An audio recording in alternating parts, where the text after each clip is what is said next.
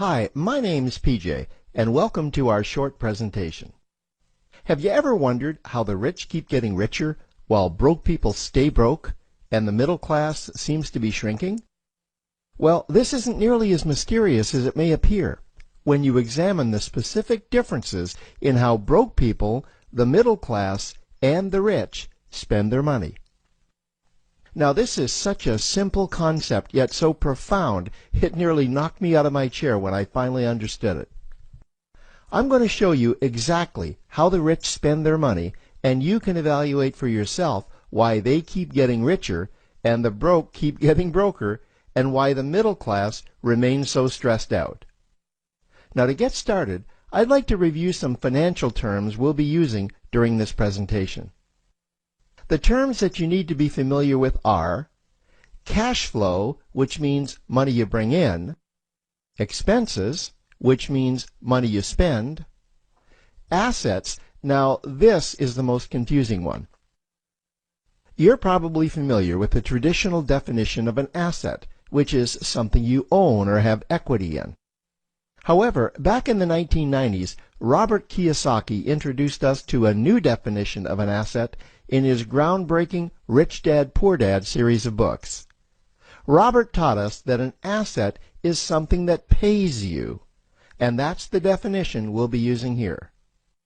Liabilities is the last term, and it's defined as things that cost you money. As an example, a house is typically viewed as an asset, but can it actually be a liability? Yes, with our revised definition, anything that costs you money is a liability, not an asset. If you have a mortgage, your house is an asset to your banker because it pays him or her every month.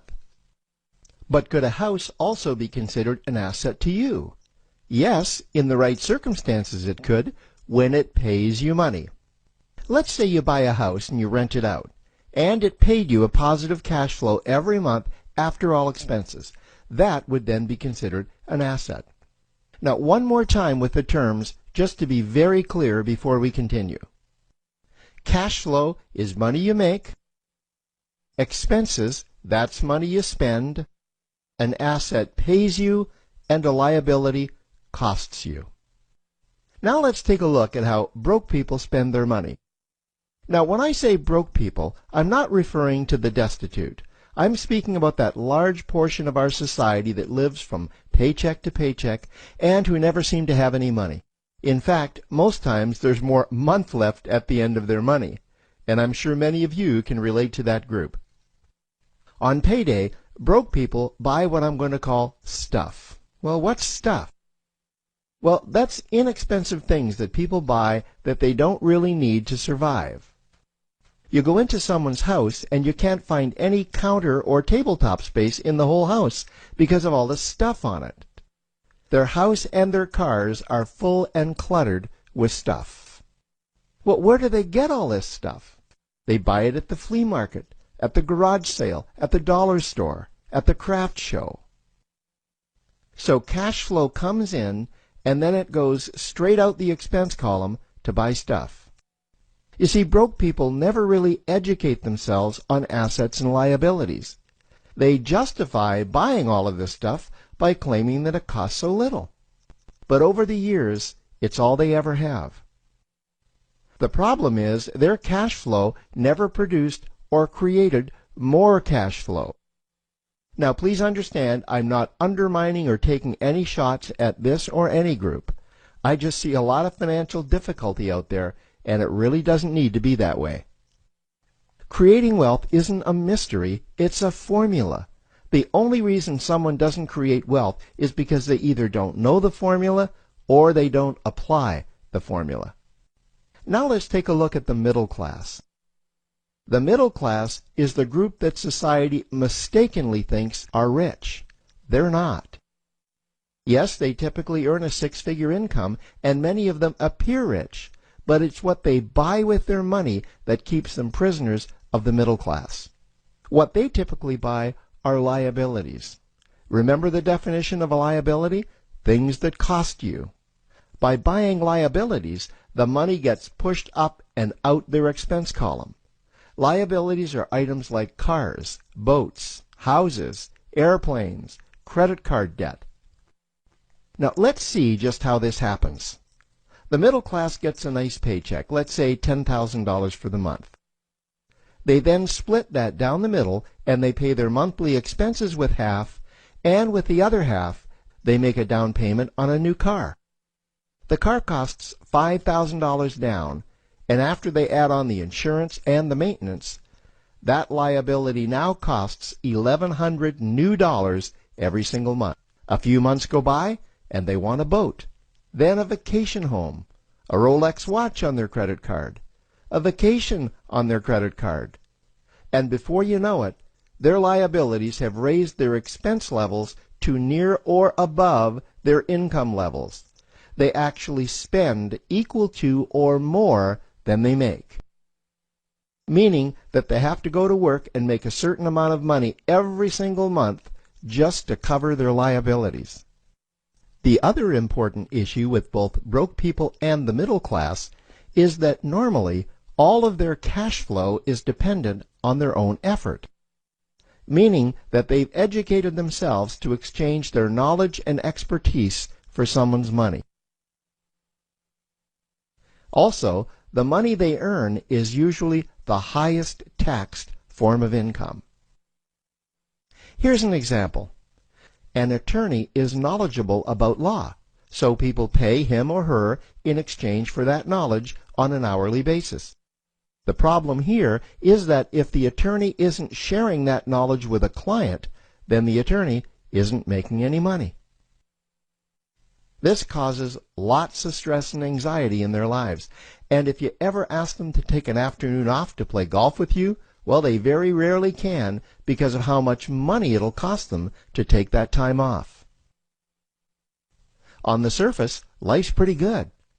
The reality is that it's a roller coaster ride. That's the middle class. Now, I know this group very well because for a great deal of my adult life, that was me.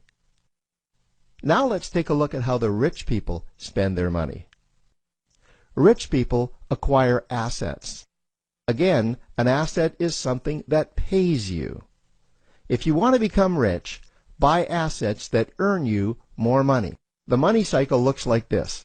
Acquire assets that produce cash flow, invest the profits to acquire more assets that produce more cash flow, invest those profits to acquire more assets that produce more cash flow.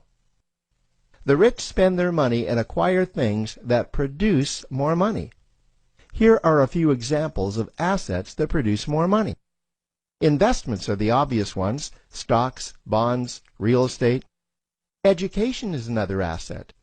If you learn how to do something that produces more money for you and you actually do it, that's buying an asset.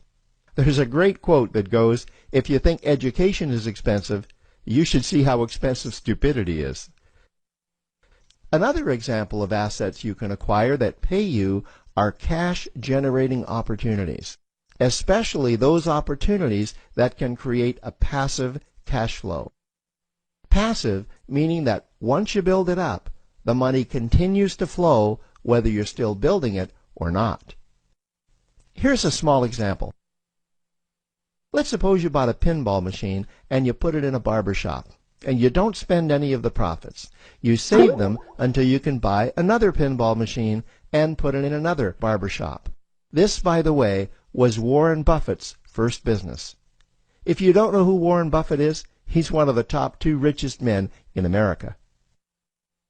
The rich are extremely eager to find those passive cash-generating opportunities because those opportunities continue to pay them month after month, year after year, long after they've stopped working the opportunity. You know, I see this happen again and again with successful entrepreneurs.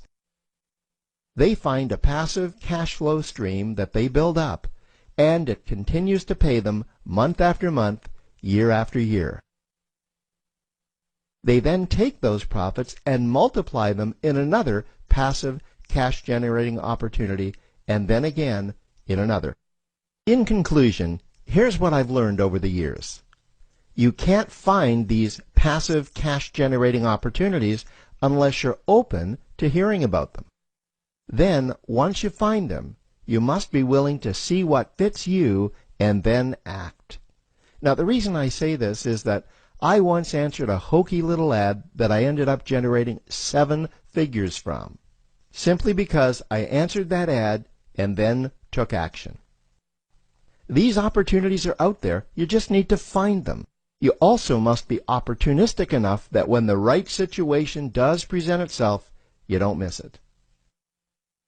So remember, broke people buy stuff, the middle class buy liabilities, and the rich acquire assets, preferably cash-generating opportunities that can create passive cash flow.